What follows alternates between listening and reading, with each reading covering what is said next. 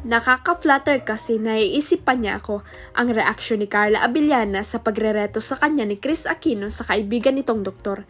Natanong ang kapuso aktres tungkol dito sa pagpirma niya uli ng exclusive contract sa GMA noong nakarang araw, January 29, kasama ang mga executives ng Kapuso Network. Nagsimula ito nang magkomento si Carla sa Instagram post ni Chris tungkol sa kanyang health condition. "Prayers for you, Miss Chris," mensahe ni Carla sa TV host actress. Reply naman ni Chris sa kanya, "If you're already in the process of getting annulled, we have a doctor friend based in OC who might be a great match." Sabi ni Carla, natutuwa siya sa gesture ng Queen of All Media dahil sa kabila ng pinagdaraanan nitong pagsubok sa kanyang kalusugan ay naisip pa nito ang kanyang love life. "I find it amusing and at the same time nakaka-flatter kasi naiisip pa niya ako. May ganoong nirereto siya, may suggestion siyang ganon, okay naman, nakakatuwa," sabi pa ni Carla. Dugtong pa ng dating asawa ni Tom Rodriguez, in a way compliment pa ngayon.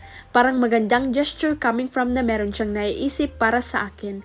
Pero agad na nilinaw ng Kapuso star na wala pa sa plano niya ang magjowa ulit at medyo mahirap iyon kasi all the way sa US medyo natatakot pa po ako. "Not that I don't want to take her offer or not that I don't trust her, pero sa ngayon parang tatawanan ko na lang muna. Hindi ko muna i-explore yun," eksplika ng actress. Matatanda ang nagiwalay sina Carla at Tom Rodriguez noong 2021, ilang buwan pa lamang ang nakakalipas matapos silang kasal. June 2022 nang sabihin ni Tom na divorce na sila ni Carla. Huwag kalimutang i-click ang subscribe button at i-ring ang notification bell para sa latest at legit chika updates.